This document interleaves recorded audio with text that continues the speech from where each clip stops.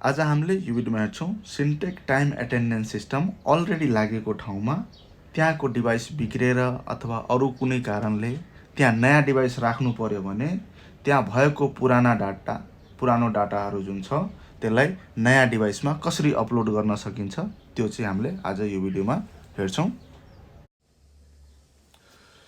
पुरानो डाटा जुन छ ल्यापटपको सफ्टवेयर जुन हुन्छ यसको एटेन्डेन्स डिभाइसको सफ्टवेयर ऱ्याम्स भन्ने सफ्टवेयरमा ल्यापटपमा अलरेडी डाटा हुन्छ अनि त्यसलाई नयाँ डिभाइसमा हाल्नको लागि नयाँ डिभाइस जुन छ फुल्ली फर्मेट गरेको, यसमा पुरानो कुनै पनि डाटा हुनु भएन।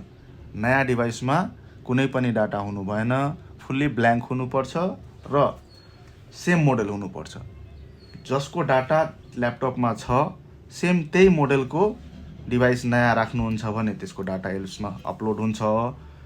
अरू डिफ्रेन्ट मोडलको डाटा डिफ्रेन्ट मोडलमा अपलोड गर्न खोज्नुहुन्छ भने हुँदैन, डिभाइस ह्याङ भइहाल्छ।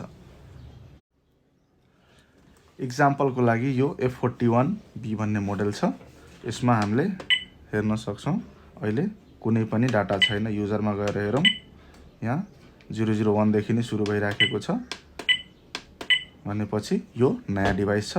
अब यसलाई जुन छ हामीले ल्यापटपमा फर्स्टमा चाहिँ कनेक्सन गर्नुपर्ने हुन्छ। कनेक्ट गर्नको लागि यसको आइपी एड्रेस नेटवर्कमा गएर हेर्ने 1.249 छ, 192.168.1.249। अब यो डिभाइसलाई सफ्टवेयरसँग कनेक्सन गर्ने। हामीले नयाँ डिभाइस नेटवर्कमा अलरेडी जोडिसकेका छौँ र त्यसको आइपी एड्रेस हामीले टिपेर ल्याइसकेका छौँ। अब हामीले ल्यापटपमा सफ्टवेयरमा के गर्नुपर्छ हेरौँ। सफ्टवेयर खोलेर अनि डिभाइस म्यानेजमा जाने, त्यस पछाडि पुरानो जुन एड भएको डिभाइस छ त्यसलाई चाहिँ डिलिट गरिदिनुपर्छ, किनकि पुरानोलाई डिलिट नगरेसम्म नयाँ एड हुँदैन।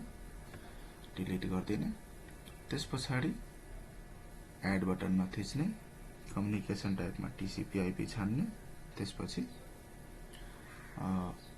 आइपी एड्रेस जुन हामीले टिपेर ल्याएको छौँ 192.168.1.249 त्यो हामीले यहाँ हाल्छौँ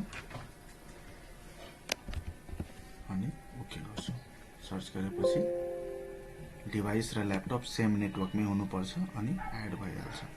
एड भएपछि यहाँ हेर्न सक्नुहुन्छ अहिले नयाँ एड गरेको डिभाइसमा युजर पनि 0 छ, फिङ्गर पनि 0 छ, सबै 0 छ, मतलब कुनै पनि डाटा छैन। अनि यो सफ्टवेयरमा अलरेडी डाटा चाहिँ छ। युजरमा हेर्न सक्नुहुन्छ 8 जना युजर छ अनि यसको हाजिरी लग डाटाहरू पनि छ। अब हामी डिभाइस म्यानेजमा जाने अनि यहाँनिर एउटा अप्सन छ अपलोड अल इन रोल।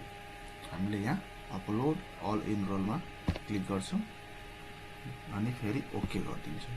त्यसपछि यहाँ ग्रिन बत्ती सर्छ। धेरैजना युजर छ भने अलि टाइम लिन्छ, थोरै युजर छ भने एकछिनमै यो सक्सेस भइहाल्छ।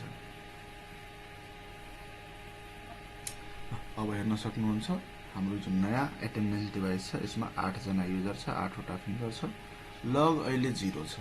लग जुन छ अलरेडी हाजिरी गरेको जुन लग छ त्यसलाई चाहिँ अपलोड गर्न मिल्दैन।